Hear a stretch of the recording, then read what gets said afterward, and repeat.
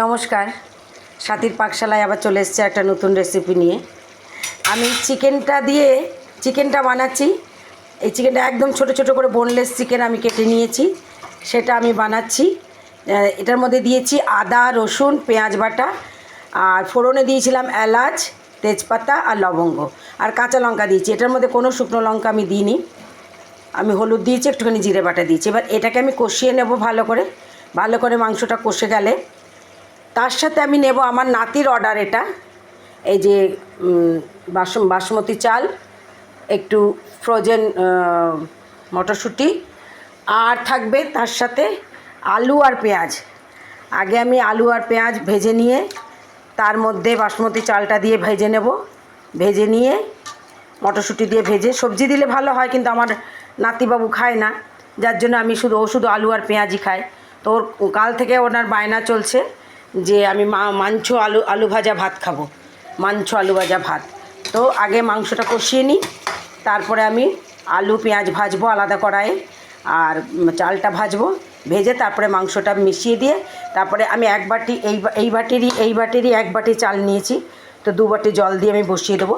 তো যখন বসাবো তখন দেখাখন মাংসটা আগে ভালো করে কষা হোক। মাংস মানে চিকেন, এটা মটন নয়, কিন্তু মটন দিয়েও করতে পারেন, তবে মটন দিলে মটনটা কুকারে দিতে হবে কষানোর জন্য।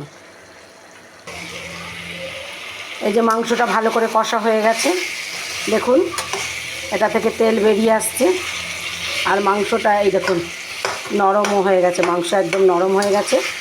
তো আমি এখন মাংসটাকে নামিয়ে নেব। মাংস নামিয়ে আমি অন্য কড়াই চাপাবো, সেটাতে আমি আগে আলু আর পেঁয়াজ ভেজে তারপর চালটা ভাজবো।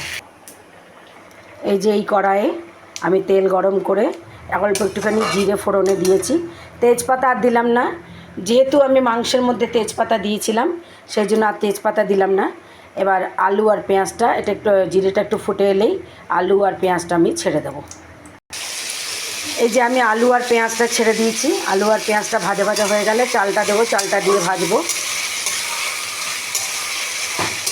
আচ্ছা, আমি যখন মাংসটা রান্না করেছিলাম তখন একটু নুন দিয়েছিলাম মাংসটাতে, তো আবার এটার মধ্যে নুন যখন দেবো তখন আমি সাবধানে দেবো, আপনারাও সেটা আপনাদের আন্দাজ মতো নুনটা দেবেন।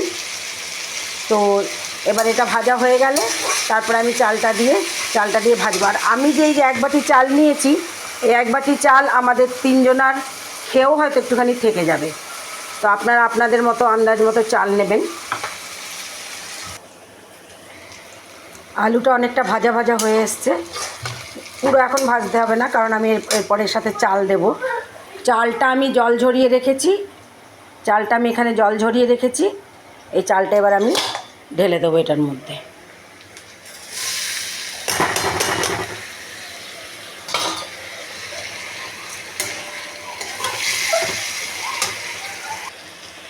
এই যে চালটা এখন ভাজা হচ্ছে, চালটা যখন হালকা হয়ে ফুলে আসবে দেখবেন চালটা একদম হালকা হয়ে যাবে ভাজতে যেমন আমরা পোলাওয়ের চাল ভাজি তেমনি চালটা পুরো ফুলে আসবে। তখন আমি চিকেনটা মেশাবো এবং জল দিয়ে সিমে ঢাকা দিয়ে রেখে দেবো। 2 বাটি জল দেবো। আপনারা এই রান্নাটা ঘিতেও করতে পারেন, তবে আমি রাইস ব্রেন অয়েলে করছি, এটা ঘিতেও করতে পারেন আপনারা ইচ্ছা করলে। দেখুন চালটা ভাজা হয়ে গেছে, ফুলে গেছে একদম, কতটা কড়াই ভরে গেছে চালটা ফুলে গিয়ে। এবার এটার সাথে চিকেন মিশাবো আর 2 বাটি জল। আমি বারে বলছি যতটা চাল নেবেন তার দ্বিগুণ জল দেবেন। এই যে আমি এখানে 2 বাটি জল গরম করতে বসিয়েছি, ঠান্ডা জল দেবেন না, কারণ যেহেতু চালটা ভাজা আছে, চিকেন দিয়ে দিয়েছি আমি চালের মধ্যে। এবার এটা মিশিয়ে দিয়ে জলটা দিয়ে তারপরে একদম সিমে বসিয়ে ঢাকা দিয়ে রেখে দেবো। প্রায় 10-15 মিনিটের মধ্যে হয়ে যাবে, কারণ চালটা অলরেডি ফুলে গেছে। এই যে আমার চালের মধ্যে সমস্ত কিছু মেশানো হয়ে গেছে, চিকেন, জল, 2 বাটি জল, গরম জল মেশানো হয়ে গেছে। এবার আমি একটা থালা দিয়ে ভালো করে এটাকে চাপ ঢেকে দেব। যদি পুরো থালাটা আপনার ভালো মতো না ঢাকে তাহলে ওপরে একটা কিছু ভারী জিনিস দিয়ে দেবেন, তাহলে ভালো করে চাপ ঢাকা হয়ে যাবে। এই যে আমি নোড়া দিয়ে চাপ ঢাকা দিয়ে দিয়েছি। এবার একদম আঁচটাকে কমিয়ে দিয়েছি, সিমে দিয়ে দিয়েছি। 10-15 মিনিটের মধ্যে হয়ে যাবে ভাত আমাদের। প্রায় 12 মিনিট পরে ফিরে এলাম এর মাঝখানে আমি একবার ঢাকা খুলে নেড়ে দিয়েছিলাম একটু। দেখুন পুরো ঝরঝরে হয়ে গেছে ভাত, এবার এটাকে যদি আরেকটু গ্যাস বন্ধ করে দিয়ে আরেকটু চাপা দিয়ে রেখে দেন, তাহলে আরও ভাতটা চালটা আরেকটু গলে যাবে। তো আমি আপনাদেরকে সার্ভ করে দেখাচ্ছি। একদম ঝরঝরে ভাত হয়েছে, কারণ আমার নাতি এরকমই খেতে ভালোবাসে। সকালবেলা ওকে টিফিনে মাঝে মাঝে আমি করে দিই ফ্রায়েড রাইস, তো এরকমই খেতে ভালোবাসে। তো আমি আপনাদেরকে সার্ভ করে দেখাচ্ছি। এই যে ফ্রায়েড রাইস হয়ে গেছে আমাদের, একদম ঝরঝরে। এটা একটুখানি ঠান্ডা হলে আরও ঝরঝরে হয়ে যাবে। চলুন এবার আমি আমার নাতিকে খাওয়াই। খাবে তো এইটুকু, তো তবুওর জন্য আমি এটা বানালাম। আপনাদের ভালো লাগলে আপনারাও বানিয়ে খাবেন। ভালো লাগলে আমার চ্যানেলটা লাইক সাবস্ক্রাইব করে দেবেন। নমস্কার।